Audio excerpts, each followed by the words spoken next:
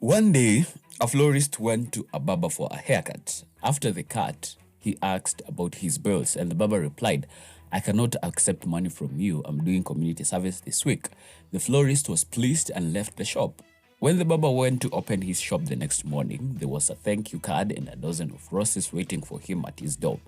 Later, a cop comes in for a haircut, and when he tries to pay his bills, the barber again replied, I cannot accept money from you. I'm doing community service this week. The cop was happy and left the shop. The next morning, when the barber went to open up, there was a thank you card and a dozen of donuts waiting for him at his door. Then a politician came in for a haircut, and when he went to pay his bill, the barber again replied, you know what? I cannot accept your money from you. I'm doing community service this week. The politician was very happy and left the shop. The next morning, when the barber went to open up, there were a dozen of politicians lined up waiting up for a free haircut.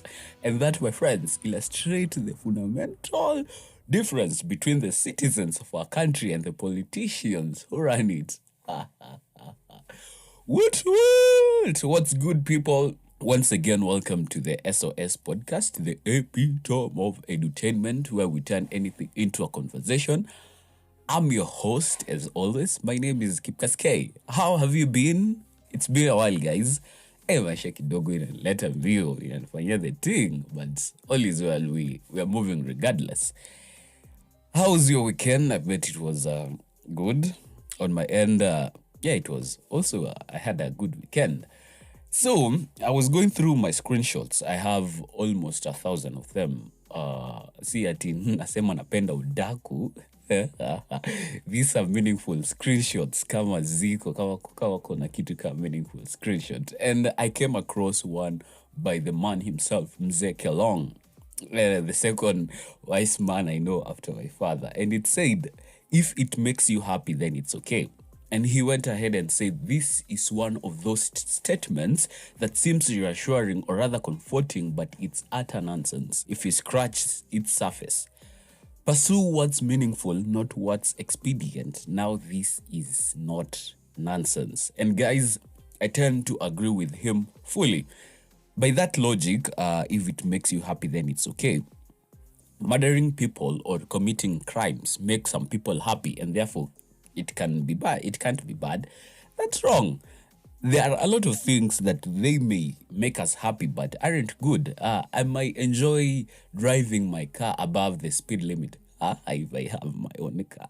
How I wish. And it makes me happy, but it's still bad and dangerous to myself or those we are traveling together. You may enjoy getting blackout drunk, but does it make it good? You may enjoy punching a wall in anger, but does it make it good? You may enjoy gambling and you may sell all of your possession in support of it, but does it make it good? If drugs makes you happy, but you are dying more rapidly because of it, is it being happy worth it? Emotions are nearly useless themselves, so being happy is merely a mirage. JP said in his book, The 12 Rules of Life, an antidote for chaos. The rule number 7 is pursue what's meaningful, not what's expedient. He said expediency is the following of blind impulse. It's a short-term gain. It is narrow and selfish. It lies and it gets its way. It takes nothing into account. It is immature and irresponsible. Meaning, on the other end, it's mature replacement. Meaning emerges when its impulses are regulated, organized, and unified. Meaning emerges from the interplay. Hey, guys, let me close this window. As I was saying, meaning is its mature replacement of experience. Meaning emerges when its impulses are regulated, organized, and unified. Meaning emerges from the interplay between the possibilities of the world and the value structure operating within that world. If the value structure is aimed to the betterment of being, the meaning revealed will be life-sustaining. It will provide the antidote for chaos and suffering. It will make everything matter. It will make everything better. That was JP. Jordan Peterson in the rule number 7 in his book. Suffering in life is totally inevitable. The universe can be unfair. In 100 years, nothing probably we do will likely matter. What does one do in the face of this knowledge? One response is to take the expedient path, indulge in short-term pleasures, and put off long-term commitments. Do what feels the best today, indulge in your basest desires of all the time, even lie, cheat, and steal to get what you want. Do these things even if you want it, make your future self worse off than better. Of course, we know this is what we shouldn't be doing. We know we should be doing the hard thing today to make our lives better in future. We should surpass our immediate impulse to bring future rewards like studying today and putting off partying to build a career we really want. Those people who are studying, to the college students who wish to excel in their courses, will set aside their parting ways, possibly at an expense of some friends.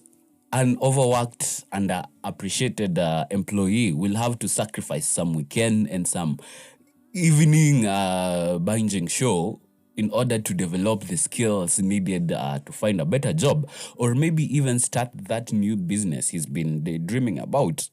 Our everyday decisions present us with the opportunities to choose expediency or meaningfulness.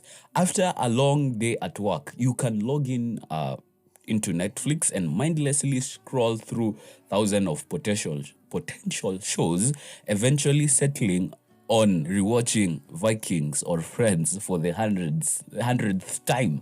It might provide you with a temporary satisfaction, maybe even solace you after a rough day. Does it, however, provide a long-term meaning into your life?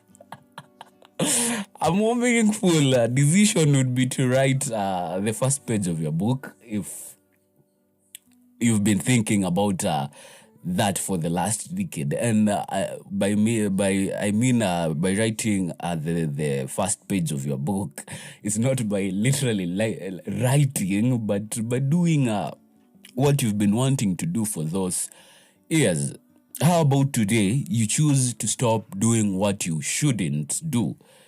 You've had whispers, quite internal prompting calling for you to stretch yourself and pursue a more meaningful life.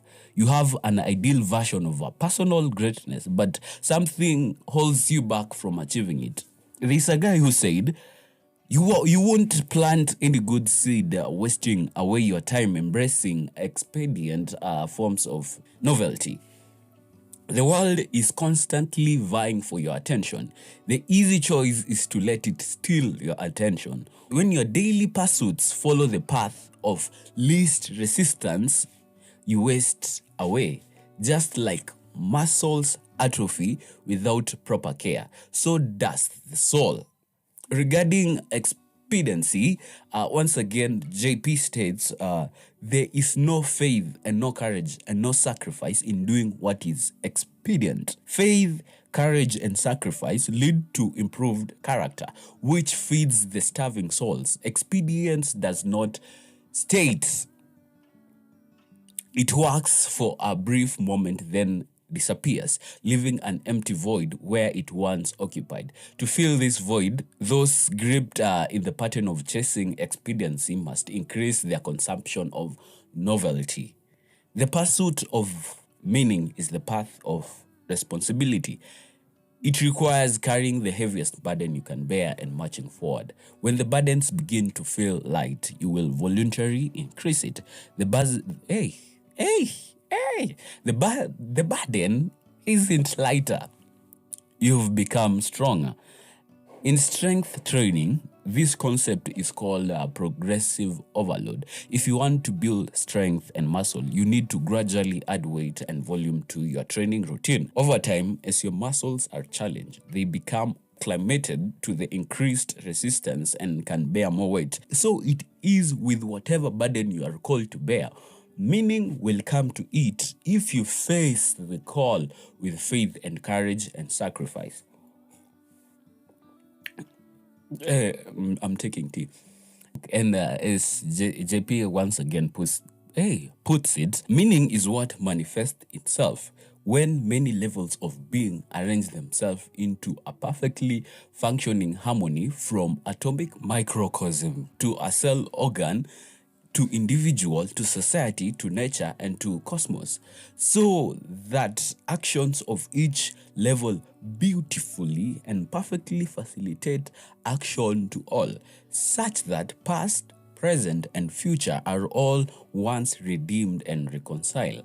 Meaning is what emerges beautifully and profoundly, like a new formed rosebud opening itself out of nothingness into the light of Son and God.